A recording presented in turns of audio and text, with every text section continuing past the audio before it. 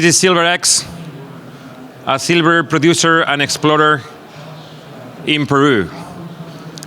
My name is Jose Garcia. I'm the founder of the company. I'm CEO.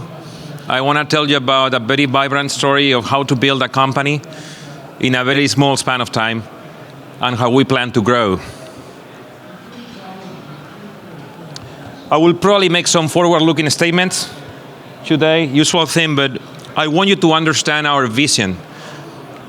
Because what we do as a company in Latin America, we look at these historic mining districts, large geological districts, and we bring them back to life by having a different exploration view, by actually having a very ambitious mining view. We are mine builders at the same time that we are explorers.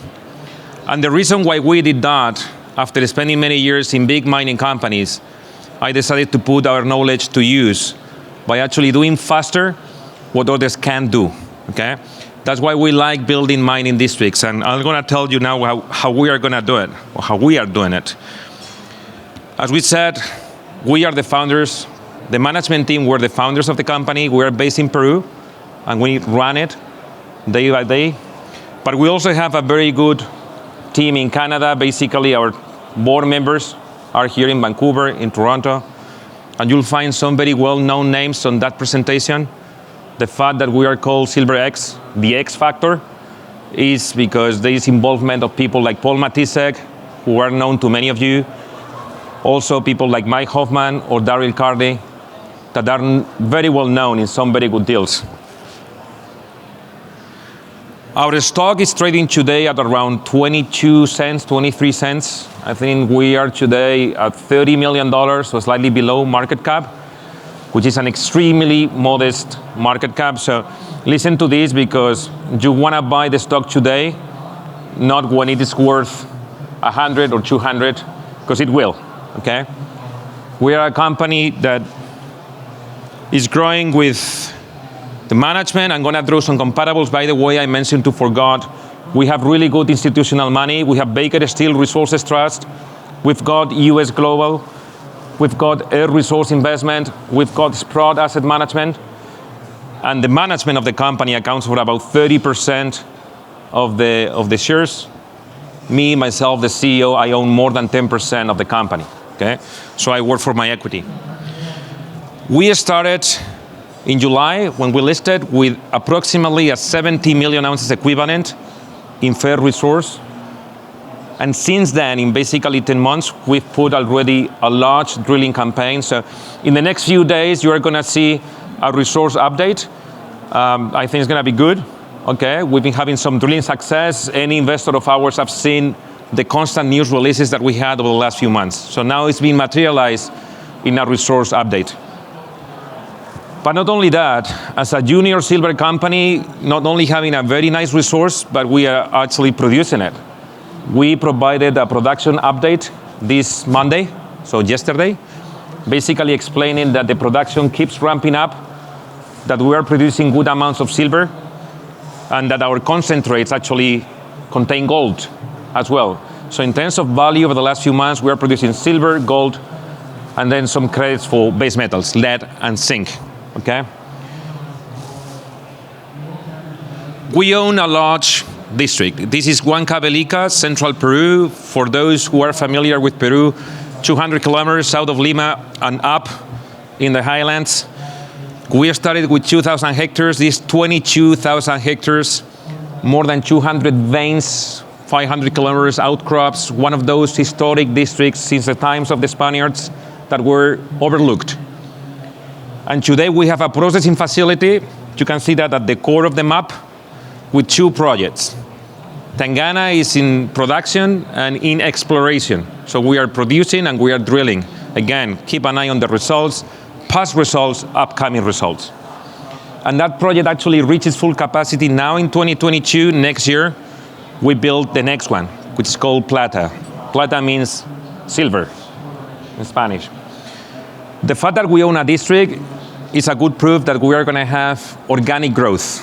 So we're a company that is betting on both organic and non-organic growth. In the very short term, we grow with our own resources gonna see this growing again, and we are gonna be looking also for opportunities to consolidate a larger portfolio to become a mid-tier silver producer within the next few years. When we went public, we promised three things. We promised that we were going to upgrade the plant by a 20%. We got it permitted, and from 600 tons a day, we upgraded to 720. Done. We promised we were going to have a very aggressive drilling campaign. We only executed 50%, and we're coming up with the first resource estimate in 2022, and continues. And third, we said that we're ramping up production to call for commercial production in 2022. That's upcoming as well, okay? This is the resource we started with, and the initial inferred resource was nothing but the validation of a historic resource, okay? It was good grade, lots of veins.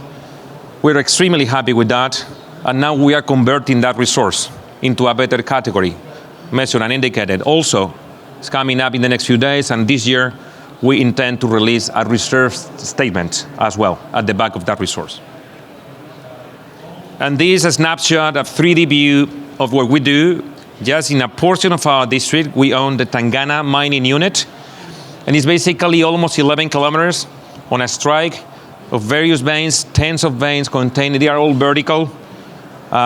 They contain very good grades, and we're already mining there at the core of it. What you can see, Tangana Mine. Toward the northwest, we expand into the much higher grades. It's gonna take some time, but we are gonna expand the footprint over there.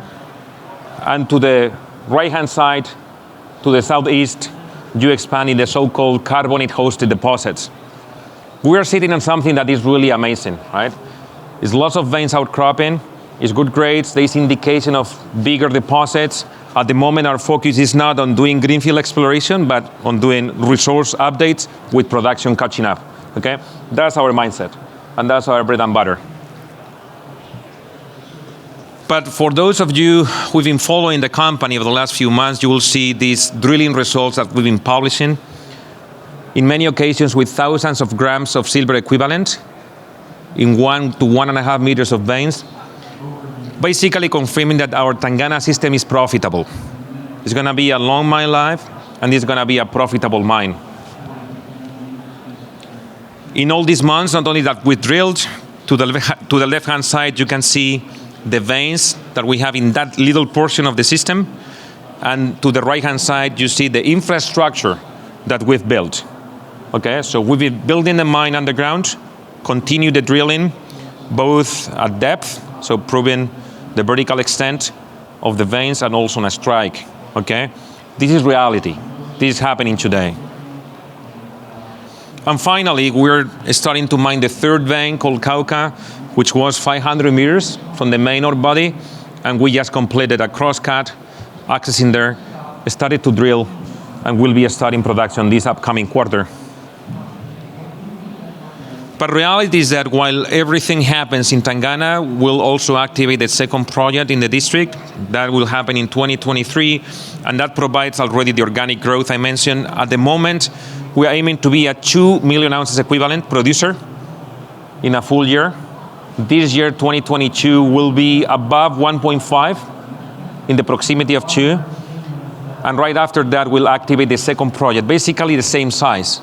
Okay, so in 3 years' time, we're gonna be a 4 million ounces producer just in this project, okay? So just recapping a little bit on the catalyst you are gonna see on our stock, you'll keep seeing continuous updates on production and exploration. Resource updates, a monthly comment on production. You'll see the tonnage growing, the grades growing. And also, so you know, we are passing new environmental instruments or the environmental impact studies to increase the size of our operation from 700 tons a day up to 2,500 tons a day. So by 2025, we have that goal in mind. On top of that, and if you saw the news release on Monday, there is good amounts of gold in our veins. We were expecting lower grades, so that's been a nice surprise. And the fact that there is gold in the system is exciting because we've also identified some gold exploration targets as well. There is a project called Hasawasi that we intend to drill in the second half of this year as well, okay?